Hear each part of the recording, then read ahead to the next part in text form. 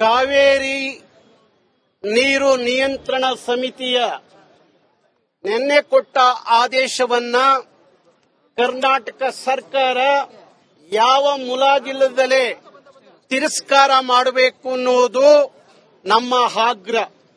ಯಾಕೆಂದ್ರೆ ಅವರು ಒಂದು ದಿನಕ್ಕೆ 3,500 ಕ್ಯೂಸೆಕ್ ನೀರನ್ನ ತಮಿಳುನಾಡಿಗೆ ಬಿಡಿ ಅಂತ ಹೇಳಿ 15 ದಿವಸ 4.5 ಟಿಎಂಸಿ ನೀರನ್ನ ಕೊಡಬೇಕು ಅಂತ ಹೇಳಿ ಕರ್ನಾಟಕದ ಪಾಲಿಗೆ ಮರಣ ಶಾಸನವನ್ನ ಇವತ್ತು ಕಾವೇರಿ ನೀರು ನಿಯಂತ್ರಣ ಸಮಿತಿ ಕೊಟ್ಟಿರುವಂತದ್ದು. ಈ ಸಂದರ್ಭದಲ್ಲಿ ನಾವು ನಮ್ಮ ಪರಿಸ್ಥಿತಿಯನ್ನ ಅರ್ಥ ಮಾಡಿಸಿ ಕೊಡಬೇಕಾದ್ರೆ ನಮ್ಮ ವಕೀಲರು ತಕ್ಷಣ ರಾಜ್ಯ ಸರ್ಕಾರ ಕಾವೇರಿಯ ನೀರು ನಿವಾರಣಾ ಪ್ರಾಧಿಕಾರದ ಮುಂದೆ ನಮ್ಮ ಮನವಿಯನ್ನ ಸಲ್ಲಿಸಬೇಕಾಗತ್ತೆ. ಅಲ್ಲಿ ನಮ್ಮ ಪರಿಸ್ಥಿತಿಯನ್ನು ಅವರಿಗೆ ತಿಳಿಸಬೇಕಾಗತ್ತೆ. ಇವತ್ತು ಕರ್ನಾಟಕದ ಕಾವೇರಿ ಪ್ರದೇಶದ 3 ಡ್ಯಾಮುಗಳು ಏನಿದ್ದಾವೆ, ಅದು ಕೆಆರ್ಎಸ್ ಇರಬಹುದು, ಆರಂಗಿ ಇರಬಹುದು, ಕಬಿನಿ ಇರಬಹುದು.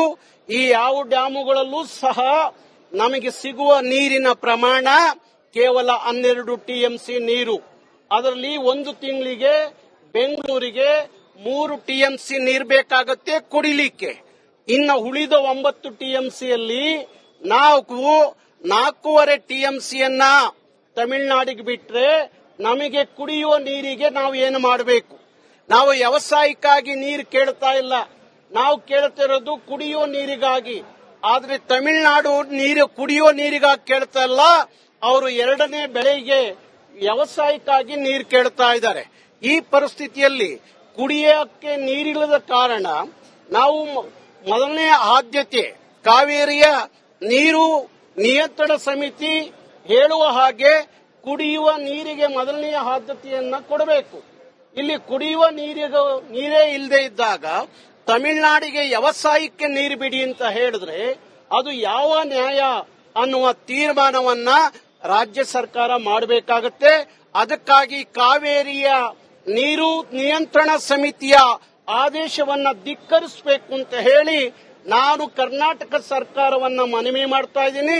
ತಕ್ಷಣ ರಾಜ್ಯ ಸರ್ಕಾರ ಕಾವೇರಿಯ ನೀರು ನಿವಾರಣಾ ಪ್ರಾಧಿಕಾರದ ಮುಂದೆ ನಮ್ಮ ಅವಲನ್ನ ಇಡಬೇಕು, ನಮ್ಮ ಪರಿಸ್ಥಿತಿ ಅವರಿಗೆ ಅರ್ಥ ಮಾಡಿಸಬೇಕು. ಯಾವುದೇ ಕಾರಣಕ್ಕೂ ನೀರನ್ನ ಈ ಸಂದರ್ಭಕ್ಕೆ ಬಿಡಕ್ ಸಾಧ್ಯ ಇಲ್ಲ ಅಂತ ಹೇಳುವ ಗಟ್ಟಿತನವನ್ನ ನಮ್ಮ ರಾಜ್ಯ ಸರ್ಕಾರ ತೋರಬೇಕಾಗುತ್ತೆ. ಅದನ್ನು ಮೀರಿ ರಾಜ್ಯ ಸರ್ಕಾರ ಏನಾದರೂ ಇವತ್ತು ಕಾವೇರಿ ನೀರು ನಿಯಂತ್ರಣ ಸಮಿತಿಗೆ ಹೆದರಿ ನೀರು ಬಿಟ್ಟಿದ್ದೆ ಆದ್ರೆ 91ರಲ್ಲಿ ಅವತ್ತು ಏನು ಕರ್ನಾಟಕ ಭುಗಿಲೆದ್ದು ಸಾವು ನೋವುಗಳಾಯ್ತಲ್ಲ, ಅದೇ ಪರಿಸ್ಥಿತಿ ಇವತ್ತಿನ ಕಾಲಕ್ಕೂ ಆಗುತ್ತೆ.